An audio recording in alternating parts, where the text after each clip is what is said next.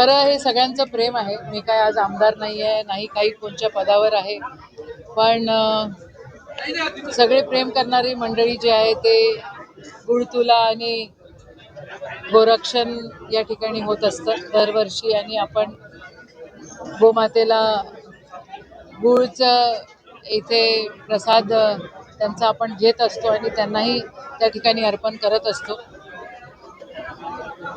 आता प्रार्थना एवढीच केली की माझा देश चांगला राहो, सर्वधर्म समभाव राहो. काही लोकांना देशातले लोक चालत नाही, पण पेट्रोलसाठी बाहेरचे लोक चालतात, काही समाजाचे जातीचे चालतात. हे असं व्हायला नको. आपला देश एकत्र राहून एकत्र आपण गोडीगोमानं राहिलो पाहिजे, अशीच प्रार्थना आहे. साहेब, पेट्रोल डिझेलची दरवाढ झाली आणि मंत्र्यांनी सांगितलं की आम्ही आमचा तापा जो नेमका मेसेज जाईल. काय आहे, काल विषय असा आहे की जेव्हा ज्या गोष्टी करायला पाहिजे तेव्हा त्या गोष्टी केल्या नाहीत. त्यांच्यासाठी इलेक्शन महत्त्वाचं होतं आणि राक्षसी त्यांना यश मिळाल्यानंतर आता ते देशाचा विचार करतात. पण आदरणीय राहुल गांधी म्हणतात मी 100 इलेक्शन वाढलो तरी चालेल, पण मी माझा दृष्टिकोन मानवतेच्या हिशोबानंच ठेवेल.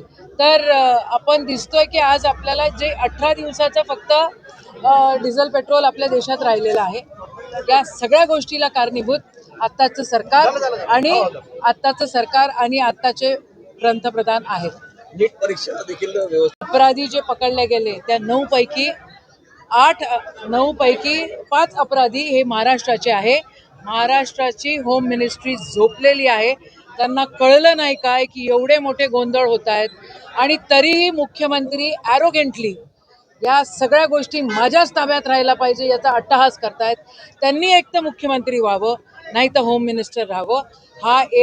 ही एक जनतेची मागणी आहे.